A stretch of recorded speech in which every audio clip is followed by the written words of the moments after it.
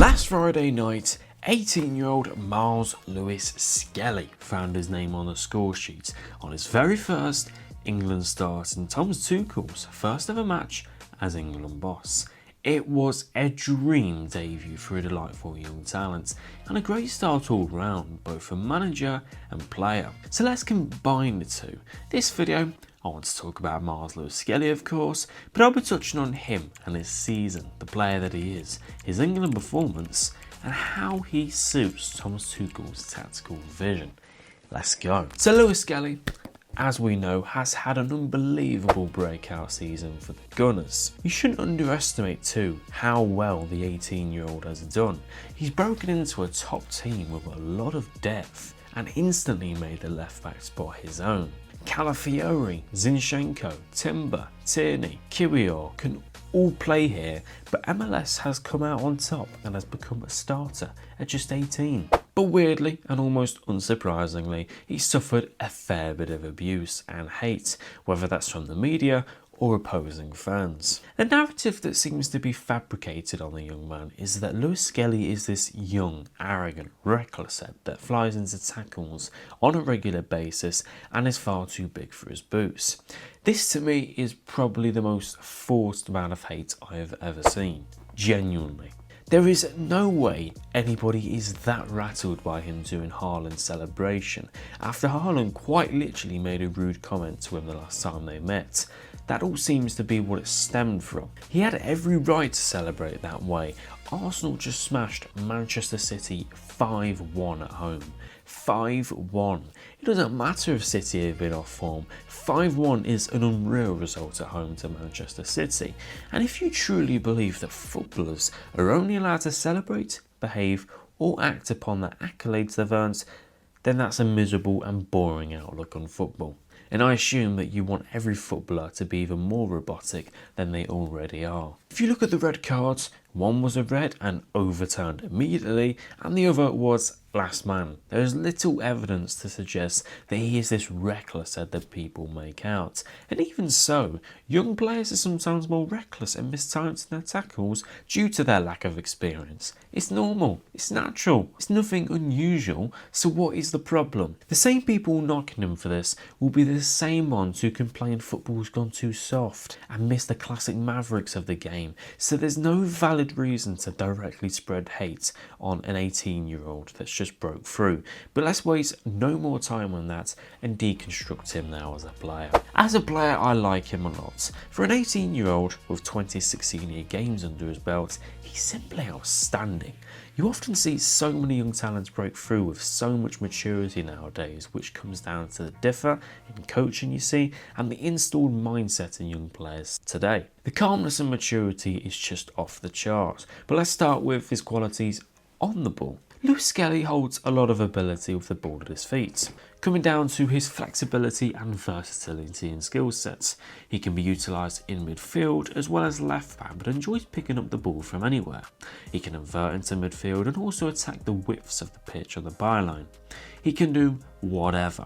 When the ball is coming his way, he likes it directly into his feet onto that left boot, but he scans once or twice before receiving it. Once before, then once when the ball reaches his destination. He doesn't check too many times or for too long, as he reads the picture very quickly as he then receives the ball very comfortably. His calmness and composure is found all across his game, but on the ball he's super impressive, controlled. Due to his speed, it means he's got very quick feet and a very agile turn of frame.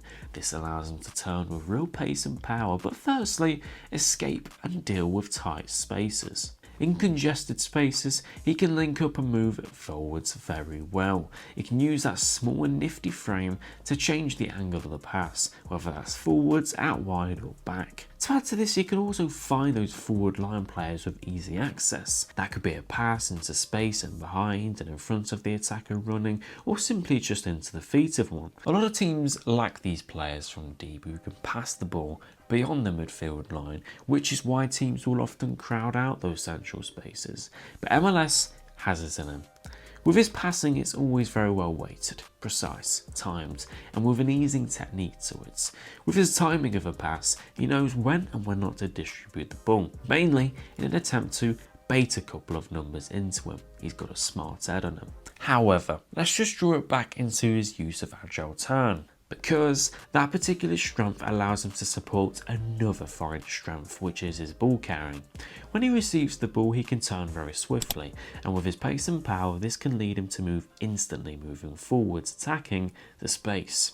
Within this, he's so powerful. He can retain the ball nicely and access the next line of attack, whilst being able to move very quickly so he can join in and maybe set up or score a goal. But any dribbler in tight spaces will tell you the same thing, that you need to use your body and use it well, else you run into a crowd and just lose it every time. But MLS, despite his shorter 5'10" frame, uses his body excellently. And I mean excellently. We saw this for his goal, of course, but he withholds tackles so well by shifting or even throwing himself and his upper body right into an incoming tackler, and he's genuinely pretty strong. By doing this, he doesn't just only guard the ball, but he also presents himself with the opportunity to buy himself a foul and go down. He draws a lot of fouls, and I think an aspect of that comes from opponents underestimating just how difficult it is to take the ball away from him. I mean, he maintains it so well, so this will result in opposition frustration and complacency when trying to get the ball back. His smart use of body doesn't end there though. Let's look at his qualities off the ball. Off the ball, he's fearless. He isn't reckless, but he isn't afraid by any means by anyone on the pitch.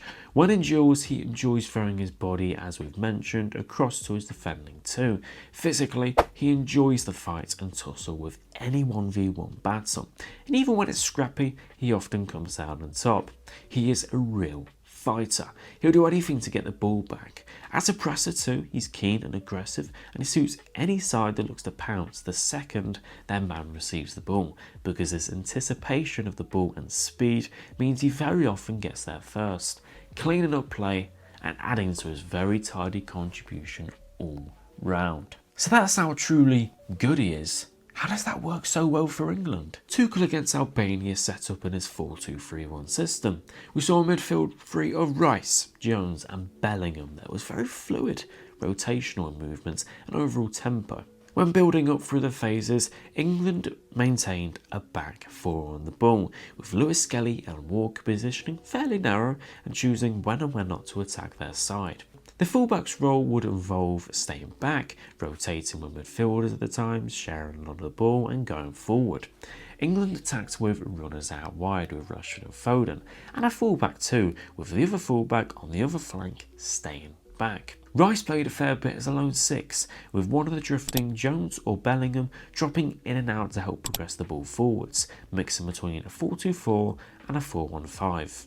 Quite similar to Liverpool, Brighton and Fulham on the ball in shape. As you'd expect, England were very controlled in possession, but the fluidity in movement was nice to see.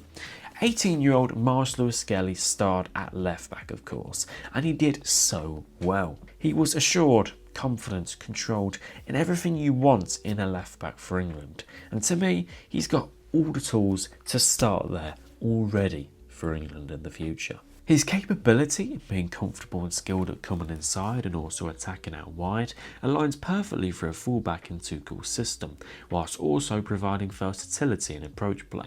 His speed and aggression off the ball allows Tuchel's side to press and win back the ball with a high chance. His recovery pace and defensive quality brings assurity in transition. His forward pass and accesses the likes of Bellingham, Kane and Jones super easily, but also runners in behind like Rashford out wide. He can be a key ball progressor from deep, with the likes of Jones, Bellingham and Rice giving England more tools to break a team down, and plenty more. But Lewis-Skelly is an unbelievable talent. At just 18 years of age, I can't believe how good he is, how calm he is, how confident he is, and he's still got so much to learn and so far to go. The more and more experience he gathers, the better and better he'll get, and that experience will be at the top of the game, Champions League, title races. He's going to be such a good player. It seems Arsenal are set at left back and even midfield for some years to come. If you enjoyed today's video, then make sure to smash a like and subscribe to the channel. What do you think of Myles Lewis-Skelly? Do you think he should be a starter for England even when Lewis Hall is back from injury? Let me know in the comments. Thank you for watching, and I'll see you guys in the next one.